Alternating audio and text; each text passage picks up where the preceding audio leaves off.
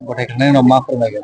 Nomination गथायखांनानै जिहेतु गिबि खेबनि थाखाय आं नमिनेशन गथायदों। आंनि जिउआव मालाबाबो आङो राजखान्थियाव बेबायदि गैफेरामोन आरो बेबायदि बिसायख'थियावबो ओंखारफेराखैमोन, गेलेफेराखैमोन। गिबि खेबनि थाखाय आं दिनै नमिनेशन गथायदों आरो बिसायख'थियाव ओंखारदों।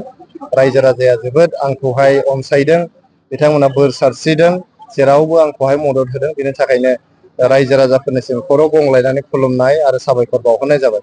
दिनै जों गसाइगाव साब डिभिजननि मोनबा समस्तिनि UPPL नि साबा जोङो बिजाथिफ्रा खनसेयैनो जोङो बेयाव फारिलाइ गथायदों।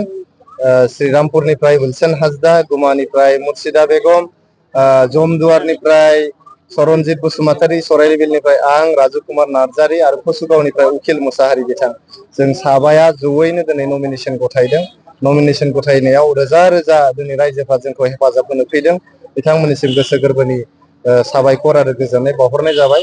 आरो जिहेतु दिनैहाय सान्तिनि नायक प्रमद बर' सारनि दैदेननायाव बड'लेण्ड ओनसोलाव गोजोना सौफैफिनबाय, मोनफ्रोमबो हारि माहारिया न्याय मोनबाय आरो जौगानायनि लामायाव जों गोख्रैयै दावगालांगासिनो दं।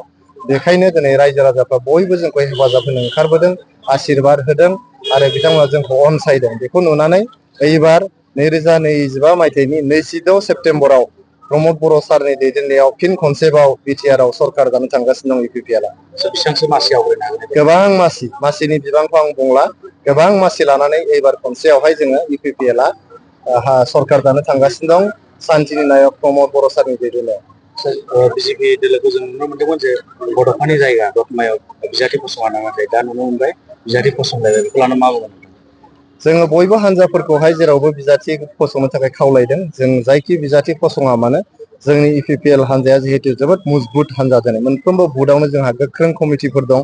प्राइमारि कमिटिया गोख्रों, जोंना ब्लक कमिटिफ्रा जोबोद गोख्रों। जा हान्जाया जिहेतु जोबोद गोख्रों, जायखि हान्जायानो गसङा मानो जोंनि मोखाङाव रावबो फेक्टर नङा।